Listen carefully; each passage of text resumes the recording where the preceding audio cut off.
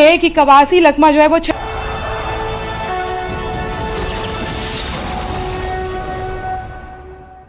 तो छत्तीसगढ़ के महासंग्राम के साथ आप लगातार जुड़े हुए हैं और मैं अवंतिका श्रीवास्तव एक बार फिर से छत्तीसगढ़ के महासंग्राम को लेकर महा अपडेट आप तक पहुंचाने के लिए न्यूज 18 मध्य प्रदेश छत्तीसगढ़ पर लगातार जारी है। छत्तीसगढ़ के पहले चरण के मतदान को लेकर ताजा अपडेट आप तक पहुंचाएंगे। मैं हूं आशीष त्रिपाठी आपके साथ और शुरुआत करेंगे 10 बड़ी खबरों के साथ। इस वक्त की अब तक की 10 बड़ी खबरें। पहली बड़ी खबर 11 बजे तक 22.97% वोटिंग हुई है।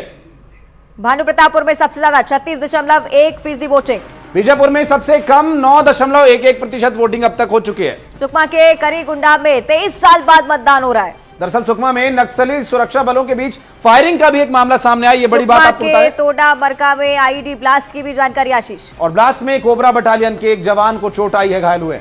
और कोटा के पोंगा भेजी में कई साल बाद वोटिंग देखने को मिल रही है और ये भी एक बड़ी बात। और बस्तर में शांति से लौट रहे हैं सभी और बीजेपी के राज में विकास की गंगा बह रही है, ऐसे भी बयान सामने आए अब तक। तो ये 10 बड़ी बातें, 10 बड़े अपडेट छत्तीसगढ़ को लेकर और कांग्रेस की प्रेस कॉन्फ्रेंस में भी आपको लिए चलते हैं। नेता क्या कह रहे हैं ये सीधे सुनते हैं। कहां कहां निवेश आया, किस क्षेत्र में और कितना वहां पर रोजगार पैदा हुआ। रोजगार तो यहां पर है नहीं। आंकड़े कहते हैं सीएमआई का, रात को लेटेस्ट डेटा मैंने देखा 23.6% युवा बेरोजगारी है इस राज्य के अंदर। 39 लाख ने तो अपना नाम दर्ज कराया है, ये उससे बढ़ चुका है। निजी क्षेत्र में, प्राइवेट क्षेत्र में नौकरियां पैदा नहीं हुई हैं, घटी हैं। तो जो बड़े बड़े इन्होंने इन्वेस्टमेंट समिट करी थी उसका भी थोड़ा ब्यौरा दे दें। हर इन्वेस्टमेंट समिट में कोई लाख करोड़ की घोषणा हुई थी, वो गया कहां? आया, मुझे तो लगता है आया नहीं। मैं इसको घोटाला नहीं कह रहा। लोगों की आंख में धूल झोंकना और बड़े बड़े दावे करना, तो ये वही कर रहे हैं जो देश में हो रहा है। वहां पे भी बड़े दावे। अगर जो वहां भी कहा जाता है राष्ट्रीय परिप्रेक्ष्य में वो सब कुछ उपलब्धियां होती है, तो जो मैंने तो अभी आपको एक ही क्षेत्र की बात कही है, वो तो फिर शायद वो परिस्थिति ना बनती। सोचिए कि अगर कांग्रेस की सोच से जो मनरेगा लाए थे, जो खाद्य सुरक्षा कानून लाए थे, शिक्षा सुनिश्चित करने के लिए कानून बनाए थे, अगर वो ना हुआ होता तो क्या होता? ये तो वही कर रहे हैं जो कानून बन चुके, देश की संसद ने बना दिया।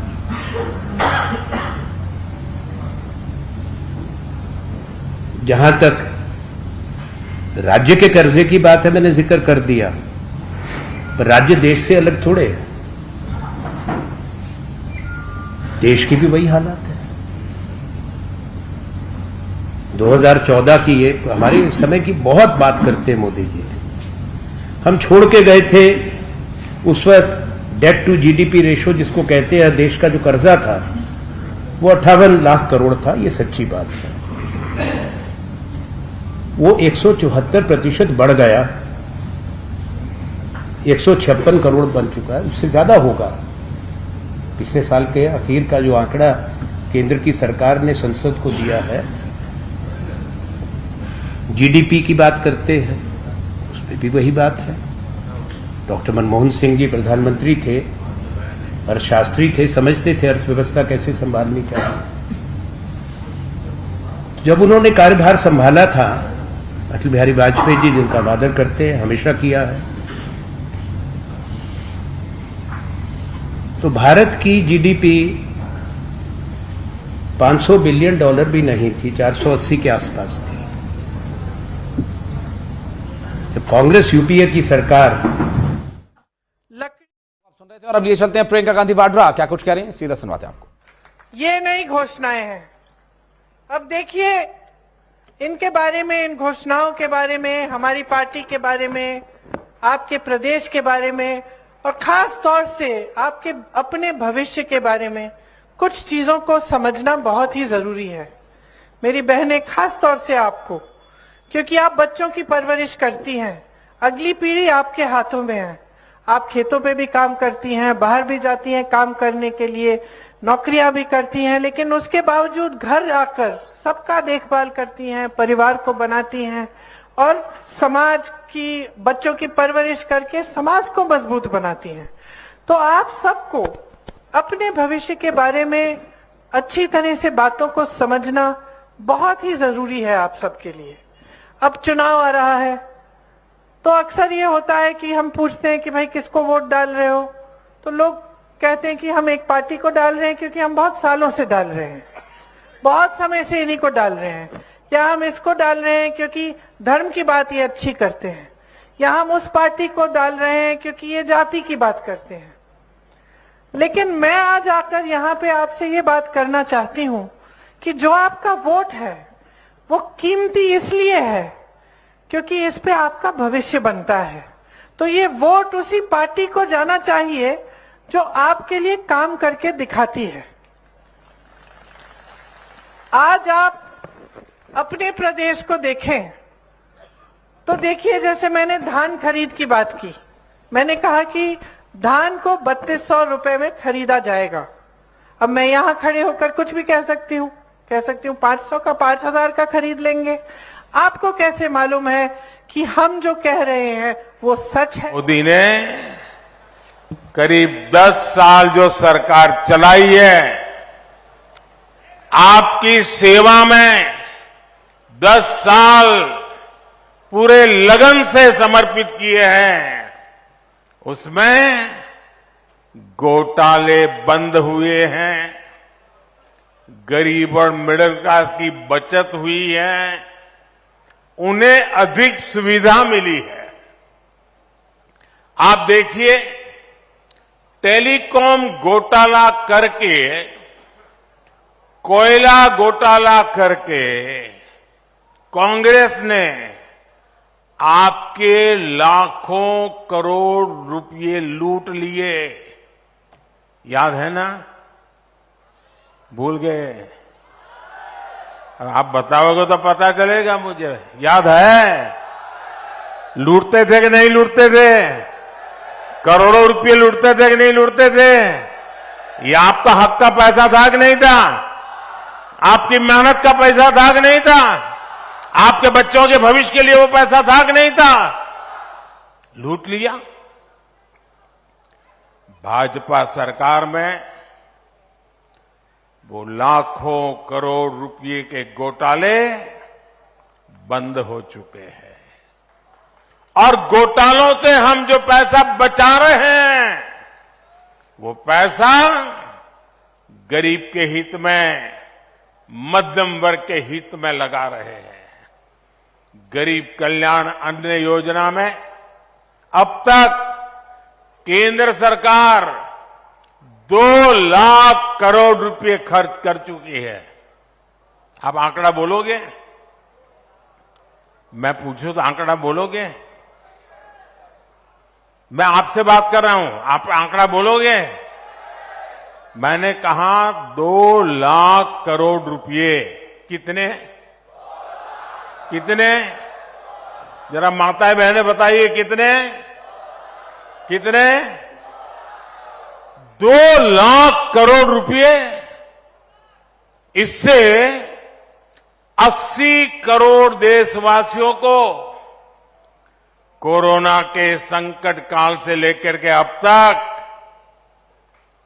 मुफ्त राशन सुनिश्चित हुआ। गरीब के घर का चूल्हा जलता रहा। ये मोदी की गारंटी है कि देश का कोई भी गरीब परिवार भूखा नहीं रहेगा। और इसलिए भाइयों बहनों, आप सबके आशीर्वाद से मैंने निश्चय लिया है, मन बना लिया है, क्योंकि ये योजना मुफ्त राशन वाली दिसंबर महीने तक ही है। लेकिन मोदी तो आपके दिल की बात जानता है और इसलिए मैंने मुफ्त राशन की योजना को आने वाले 5 साल के लिए बढ़ाने का निश्चय कर लिया है।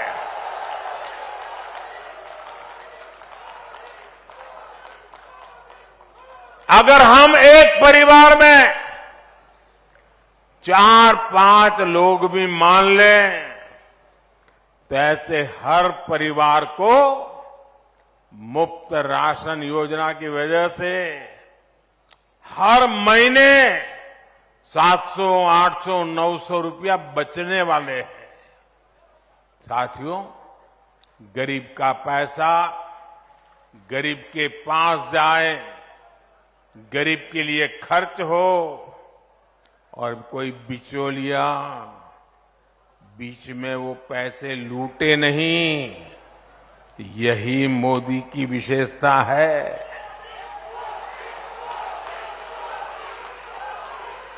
अब आप देखिए, आयुष्मान भारत योजना के तहत मोदी ने 5 लाख रुपए तक का मुफ्त इलाज की गारंटी कार्ड दिया है। अगर ये आयुष्मान कार्ड नहीं होता तो 1 लाख करोड़ रुपए से ज्यादा गरीबों को बीमारी में अगर कोई खर्च की जरूरत होती तो करीब करीब 1 लाख करोड़ रुपया ये मेरे मध्यम वर्ग और गरीब परिवार की जेब से जाता। वो पैसा बच गया।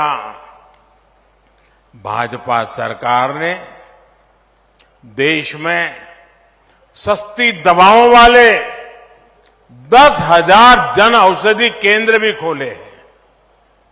इन जन औषधि केंद्रों पर 80% डिस्काउंट के साथ दवाइयां दी जा रही हैं। और इतनी बड़ी माताएं बहनें हैं, अगर कहीं पर भी बोर्ड लिखा है ना 10% डिस्काउंट, तो पहले वहीं लेने जाएगी। ऐसा ही होता है ना, साड़ी लेने जाएं और एक दुकान पर लिखा है 10% डिस्काउंट, तो चलो भाई उधर नहीं जाना है, पहले यहां जाएंगे। ये मोदी दवाई में 80% डिस्काउंट दे रहा है, 80%। और इससे भी गरीबों के 25,000 करोड़ रुपए से ज्यादा खर्च होने से बचे हैं। और मेरे परिवारजनों, जब इलाज पर खर्च बचता है तो इसका मतलब सिर्फ पैसे की बचत होती है, ऐसा नहीं है। एक तो गरीब, और हमारे यहां तो हमने देखा है, परिवार में कोई मां कोई बहन बीमार हो जाए तो घर में किसी को पता ही नहीं चलने देती है। कितना ही दर्द होता हो, कोई काम करती रहती है, बताती नहीं है। क्यों? उसके मन में रहता है कि अगर परिवार में बच्चों को बीमारी का पता चल जाएगा, अस्पताल जाएंगे, लाखों रुपया खर्च हो जाएगा, बच्चों के सर पे कर्ज चढ़ जाएगा, तो मां सोचती है कि मुझे बच्चों के सर पे कर्ज नहीं होने देना है। भगवान जितने दिन जिंदा रखेगा रखूंगा, रह लूंगी, मुसीबत झेल लूंगी, दवाई भले ना हो लेकिन बच्चों को मुसीबत में नहीं डालूंगा। ये मेरे देश की माताओं बहनों का स्वभाव है। लेकिन मेरी माताएं बहनें, आपका एक बेटा दिल्ली में बैठा है,